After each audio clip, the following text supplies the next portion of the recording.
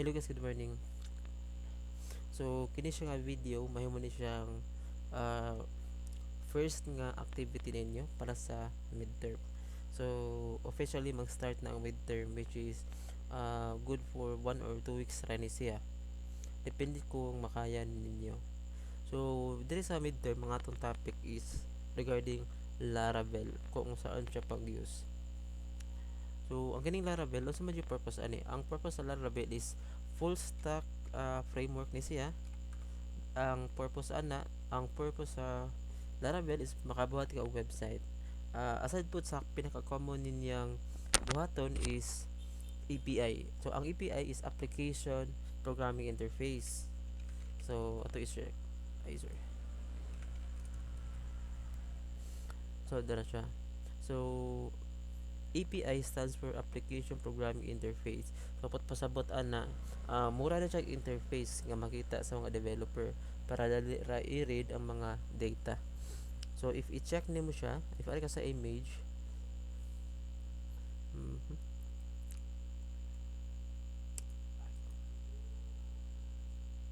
So for example kini nindot siya nga uh, sample. For example kini siya. So nag-mention ta og API. Ang kanang API is middleman na siya. Then sa kilid na tay server, then na pud tay user. So for example na tay mobile app. Si user pwede siya mag-request og information dito sa server, pero si mobile app dili na diretso maka-connect sa server. So naitay gitawag og API. So unsa man na siya? Ang API is siya ang mo process og mo respond sa mga request ni user. So in ana siya. So kini sa API gibuild siya using PHP nga native, pero para mas madali ta, gamit ta og framework which is Laravel. Dili ra di ay PHP ang pwedeng gamiton no para sa pagbuhat og API. Napi mga lain option like uh, .NET, pwede pod ang Java, then pwede pod ang Ruby, so pwede pod ang Python, pwede pod na sila. So ang Laravel usa na siya sa pinaka in demand nga programming language sa pagbuhat og mga full stack nga website ug mga API. So if i-check nimo ang mga pag-search ta.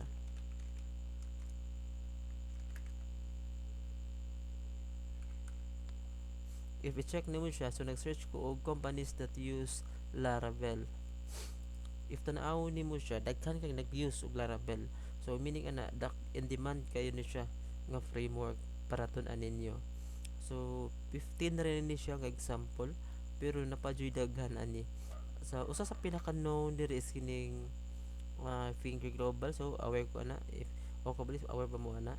Then ang 9gag, ang 9gag di ay website na siya.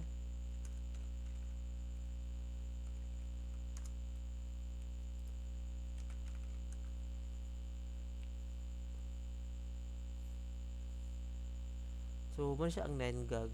Ang website ni siya ang 9gag nga ang content gyud ani mga memes ra jud. So gibuild siya using Laravel. So naa siya ka in demand. So if tan-aw nimo uban nga website, so kining Invoice Ninja, so if di mo familiar ana, usan sila ka SaaS project, SaaS company nga nag-offer na sila og mga ready to use, so mga invoice para sa mga POS. Then dun sila like POS nga product. Then pwede po din sila makakonect sa mga online e-commerce.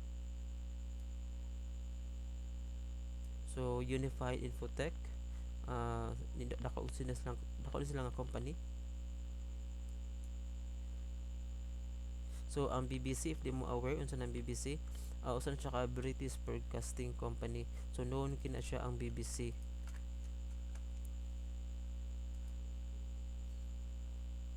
So kini nga website pa lang ni is gibuild siya using Laravel.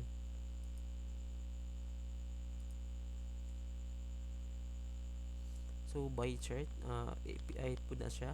Nag-offer na sila og mga library. So ana siya ka wide. Dili ra jud ka na daghan pa jud kaayo. Ang pinaka known lang na siya ang gipakita din ha. If mag-check ka og lain nga mga website nga nagamit og mga Laravel, so dapat po lain nga list dire. So daghan jud kayo. So hasta gani ang Pfizer, so katong nagbuhat sa mga katong gipanggamit sa COVID.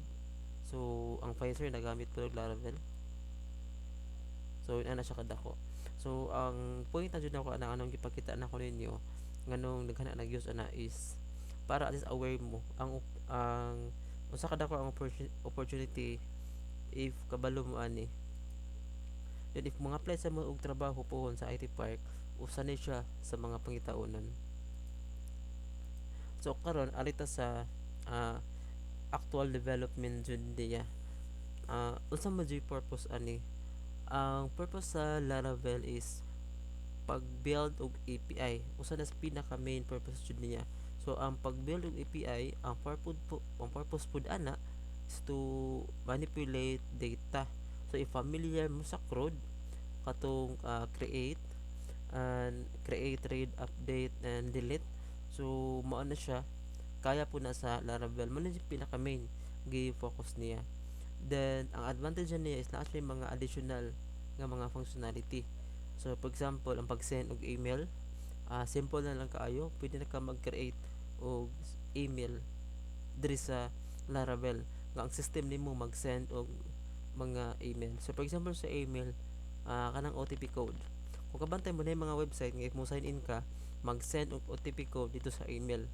So sa Laravel po na siya gibuhat. Then another option is kanang mga marketing nga ma-receive ninyo sa inyong mga email nga naay design, gi-build sila siya using API. So usa sa option isang Laravel. So ana siya in demand. So if dili mo familiar ana, mag-open ta og email. Ako ipakita ninyo.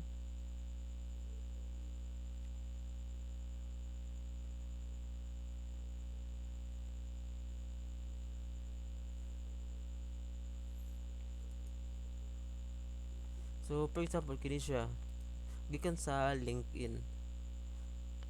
Na dihay usa ka email nga naa siya design sin ani iyang porma. So pwede na nimo siya mabuhat sa Laravel nga makasend kag email dito sa Laravel gikan.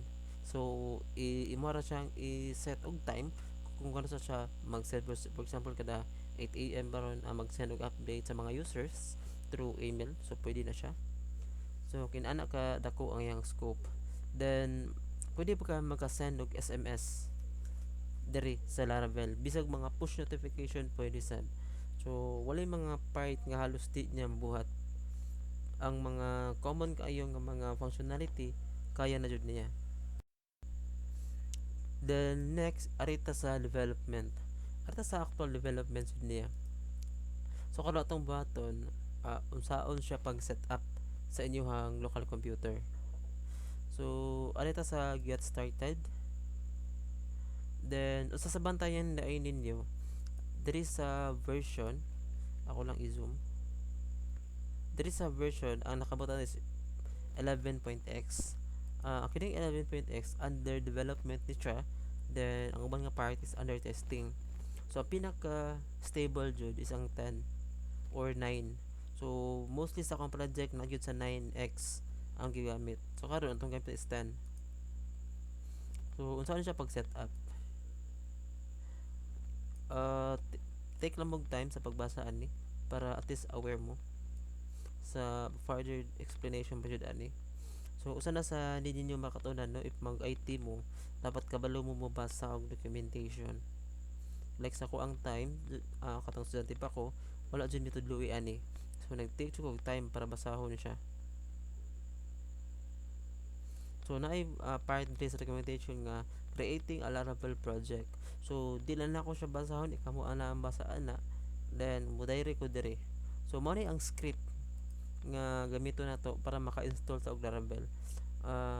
Kabantay mo nag-start siya composer. So usa ni sa reason nga nung before mo maka-start og Laravel need og composer kito siya. project akong gipakita ninyo.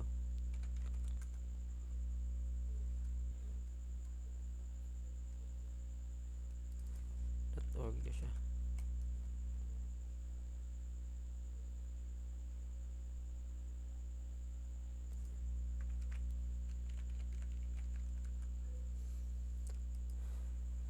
getcomposer.org di ay.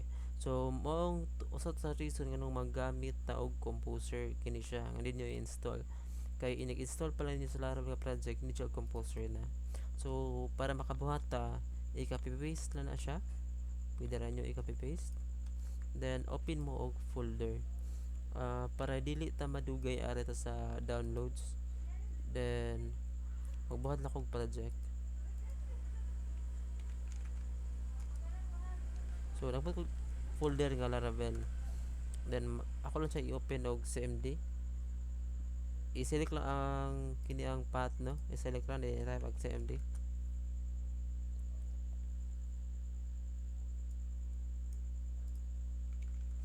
then i-paste to ninyo kato ang composer command,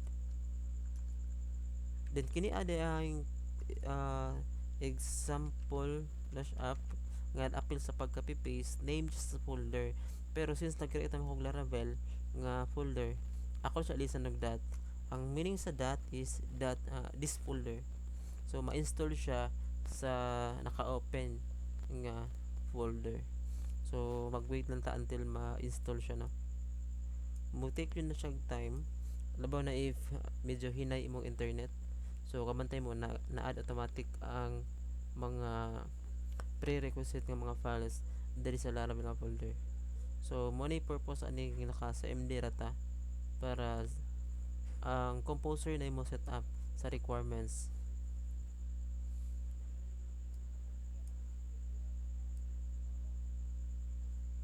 So ana ra siya ka simple.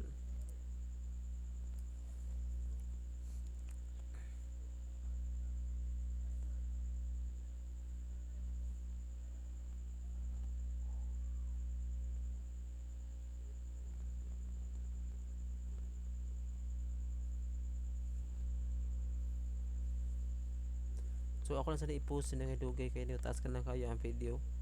I-post na ko, balik na ko later.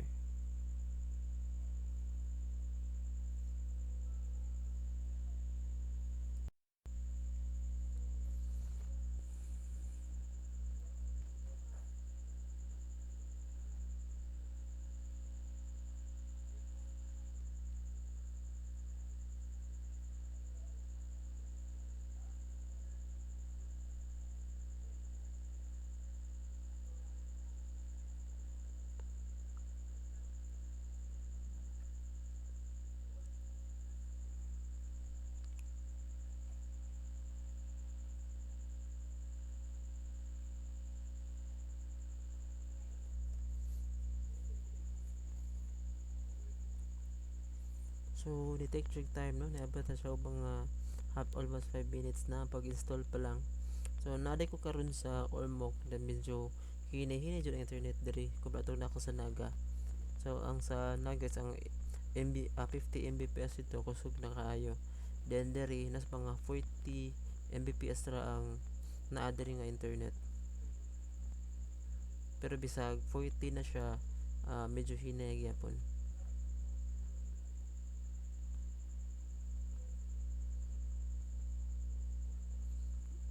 Usa sa bantayan din niya basta gani once gani na usa diha nga mo fail, ayaw lang jud nimo og continue. Kay once gani na mo fail ana pot pasabot na ay nag-fail og download nga mga prerequisite nga mga files. So mag-cause siya og error.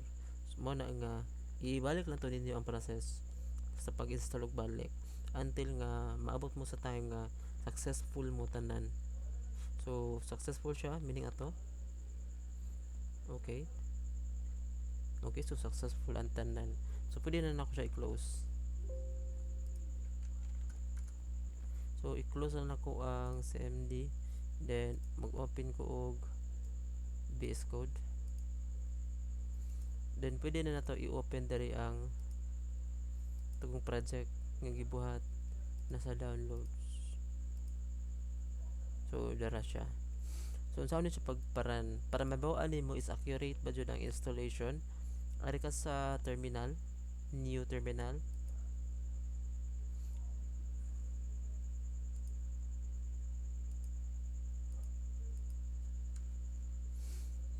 Wait lang tanga mo gawas ang name sa terminal. So dala siya. So ang pagparaan ani is mag-type ka og PHP artisan serve. So ang may tabuan na is iyang paran ang imuhang local development nga server. So dili siya error no. At terminal dara siya. So i-copy paste lang ni siyang kini siya nga link. So kini siya nga link i-copy paste na siya sa browser. If imo na siya i-open, so ani ang may tabo niya. So once nga mo gawas ni siya, pasabot na successful ang iyong installation. So mo na siya, mo stop sa dire. Then sa next nga video, ang aton topic is usa siya pag-connect sa database and magbuhat tag example nga database para ma-connect na to. So that's it. Thank you.